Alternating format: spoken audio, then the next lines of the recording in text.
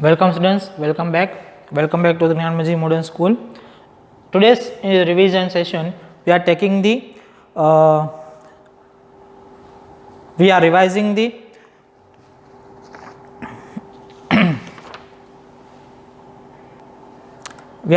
the paper style, okay, of the annual examination. Okay, so first of all there is a first question of the paper style, okay, from the paper style, that is first question, that is solve the following. Okay, solve the following है, तो solve the following question 1 में right any 3, उसमें bracket में लिखा हुआ है any 3, तो वहाँ पे आपको 4 क्वेश्चंस हैं, 4 में से कोई भी 3 क्वेश्चंस लिखने हैं. ओके, एंड वो क्वेश्चन 1 जो है पूरा डेसिमल का आपको आएगा. Okay, from the chapter number 3 decimal में से आपको होगा. Next question 1b, solve the following, write any 2. okay, question 1b,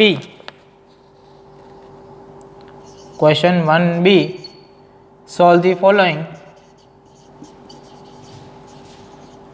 then solve the following में भी अगेन आपको write any 2 and each carry 3 marks, each question carry 3 marks. Again उसमें आपको 4 questions आपको दिए गए हैं. Okay, there is a 4 question, write any 2 of them and each carry 3 marks. Clear, each carry 3 marks. And that is from the chapter rational number, that is from the chapter rational number. okay, next that is solve the equations. question 2, that is solve the equation.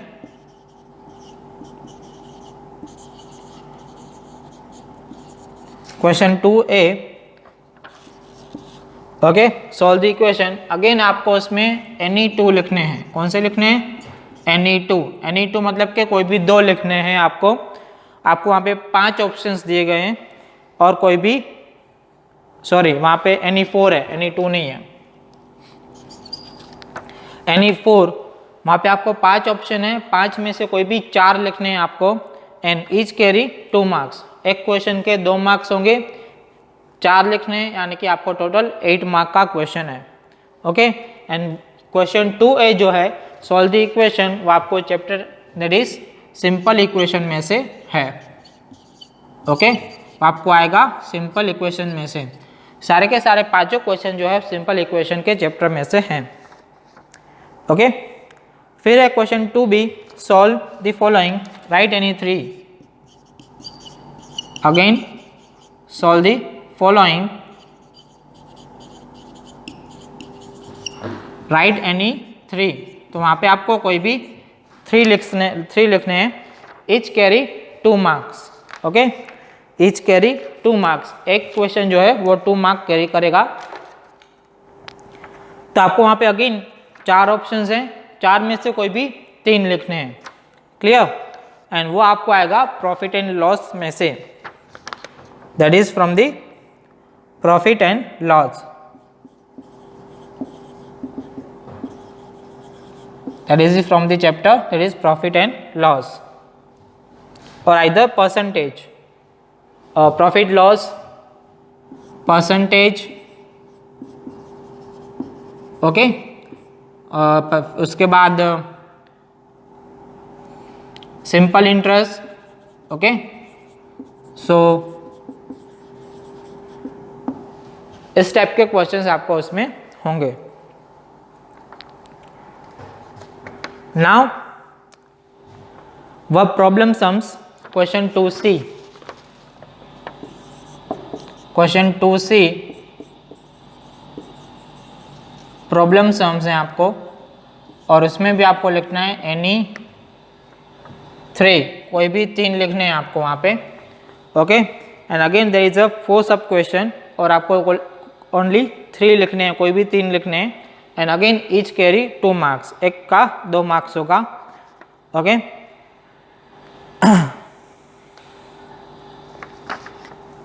Next that is 3a, that is define. Okay, 3a that is define. question 3a that is define.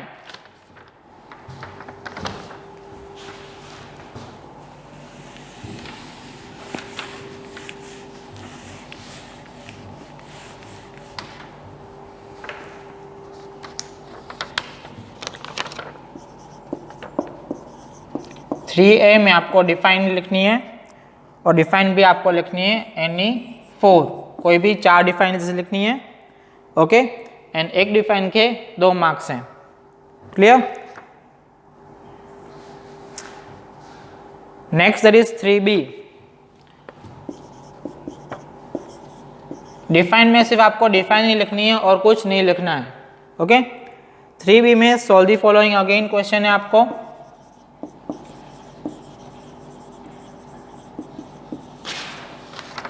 Solve the following any 3 लिखने हैं आपको। Again आपको वहाँ पे क्या लिखने हैं, कोई भी 3 लिखने हैं। वहाँ पे आपको 4 क्वेश्चंस हैं, कोई भी 3 क्वेश्चंस आपको वहाँ पे लिखने हैं, ओके। अगर आप कोई भी क्वेश्चन लिख रहे हो तो प्लीज़ उसका नंबर पर्टिकुलर अच्छी तरह से देना, okay.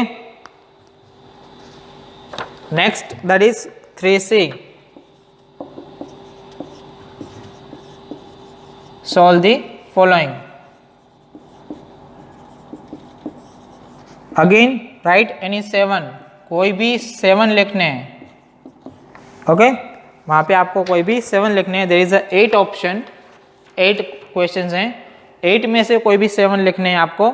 And each carry 1 mark, each carry 1 mark. Now अगर 1 मार्क के क्वेश्चन है तो उसमें डायरेक्ट भी मेथड कर सकते हो, okay.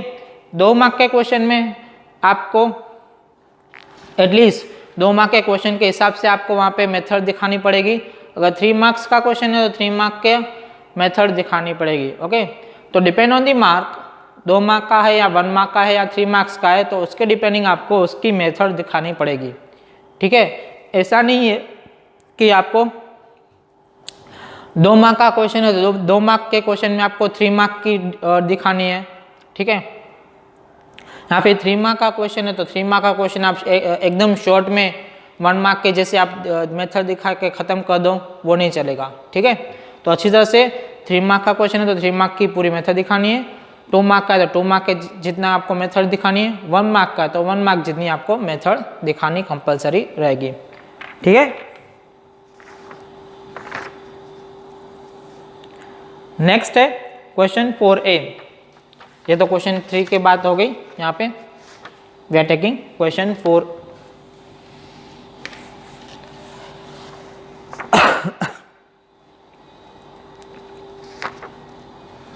Question 4A, solve the following.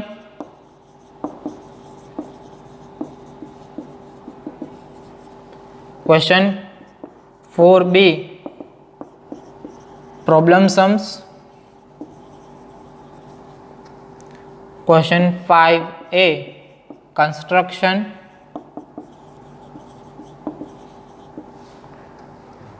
And question 5B, that is graph.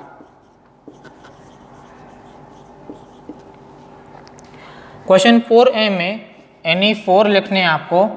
वहाँ पे आपको अगेन 5 क्वेश्चंस हैं, उसमें से कोई भी 4 लिखने हैं, ओके। फिर क्वेश्चन B में प्रॉब्लम सम में 3 क्वेश्चंस हैं, उन तीनों के 3 क्वेश्चंस कंपलसरी हैं। I am repeat again, question 4B में 3 क्वेश्चंस हैं, ईच कैरी 3 मार्क, एक के 3 मार्क्स हैं और तीनों के 3 क्वेश्चंस जो आपको है वहाँ पे क्वेश्चन 4B में कंपलसरी तीनों के 3 करने पड़ेंगे, ओके। वहाँ पे ऑप्शंस नहीं है, ओके। फिर है क्वेश्चन 5A में एक ही क्वेश्चन है, कंस्ट्रक्शन, 5 मार्क का, ओके। एंड एक 5B में एक ही ग्राफ है जो आपको 5 मार्क का है, clear. Now I am telling you the instruction about that. Construction में आपको अगर कंस्ट्रक्शन आप मैंने सिखाया हुआ है तो आपको कंस्ट्रक्शन करना है पूरा, लेबलिंग करना है पूरा, आर्क अच्छी तरह से करनी है सारी। अगर आर्क टेढ़ी मेढ़ी होंगी तो नहीं चलेगा, अच्छी तरह से कंस्ट्रक्शन किया हुआ होना चाहिए, क्लियर। मेजरमेंट वहाँ पे लिखना पड़ेगा कंपलसरी, जो भी मेजरमेंट हो। एंड क्वेश्चंस आपको उसमें और एक होगा दी write this step of construction. उसमें और एक चीज़ है write this step of construction. Step of construction मतलब क्या, मैंने तो सिखाया नहीं आपको। तो स्टेप ऑफ कंस्ट्रक्शन यानी कि आपने जिस तरह से कंस्ट्रक्ट करना स्टार्ट किया वो आपको पूरा डिटेल में लिखना है। जैसे कि I will give you the example. First of all we are draw the line segment 6 centimetre. ठीक है, हमारा कंस्ट्रक्शन है, कंस्ट्रक्ट ट्राइंगल कंस्ट्रक्ट करना है। तो फर्स्ट ऑफ ऑल हमने कंस्ट्रक्ट किया, 6 सेंटीमीटर लाइन ड्रॉ की। तो हमको स्टेप्स कैसे लिखने हैं, ऐसे लिखने हैं, draw a line segment of 6 centimetre, measure of 6 centimetre.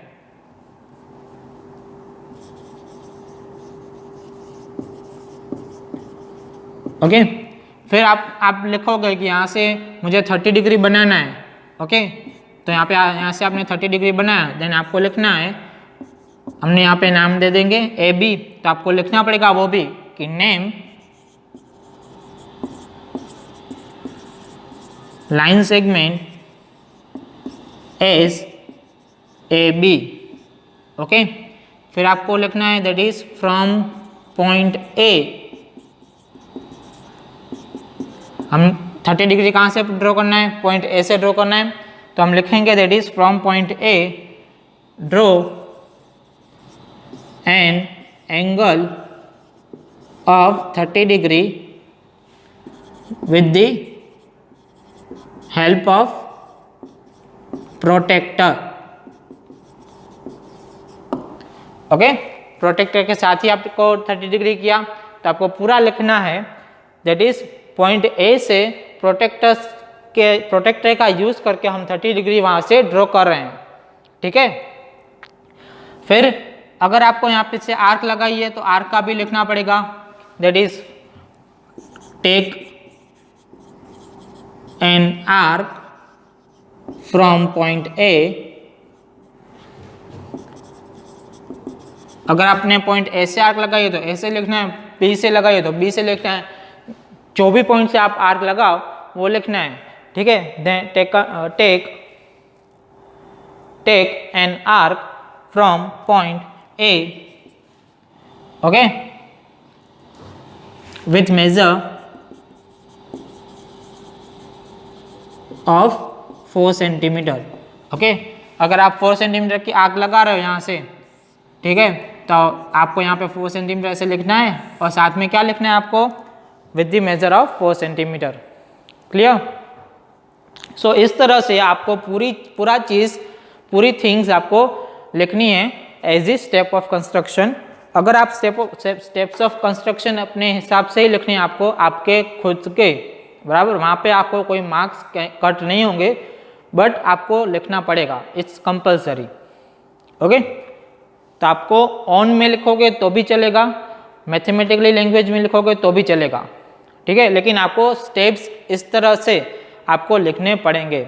Okay, so steps लिखे होंगे तो आपको उसके शायद उसके मार्क्स मिले भी आपको। ओके, अगर नहीं लिखे तो कोई प्रॉब्लम नहीं है, लेकिन इट्स नेसेसरी टू राइट। आपको नहीं आते हैं तो भी आपको अपने ओन में भी आपको लिखना तो पड़ेगा।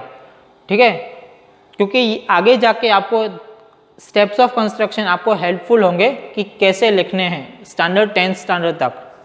ठीक है, so it's necessary to write the steps of construction like this. मैंने यहाँ पे जैसे लिखा है वैसे आपको लिखने हैं, अकॉर्डिंग टू द क्वेश्चन, जैसे क्वेश्चन है उस हिसाब से लिखना है। ठीक है, एंड फिर है ग्राफ।